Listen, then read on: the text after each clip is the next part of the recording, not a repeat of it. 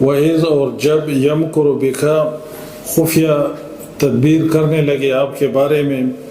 الذین وہ لوگ جنہوں نے کفر کیا لیثبتوک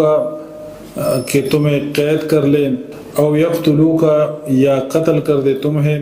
او یخرجوک یا نکال دے تمہیں وَيَمْكُرُونَ اور وہ تدبیریں کرتے تھے وَيَمْكُرُ اللَّهُ اور اللہ خفیہ تدبیر کرتا ہے واللہ اور اللہ خیر الماکرین بہترین تدبیر کرنے والا۔ مکہ میں مشرکین نے ایک بڑی پلاننگ کی کہ نعوذ باللہ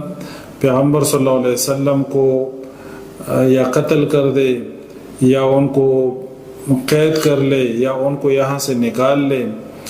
تو اللہ تعالیٰ نے پیغمبر صلی اللہ علیہ وسلم کو اس پلاننگ کی اور ان کی اس منصوبے کی خبر اللہ تعالیٰ نے پیغمبر صلی اللہ علیہ وسلم کو دے دی، اور پیغمبر صلی اللہ علیہ وسلم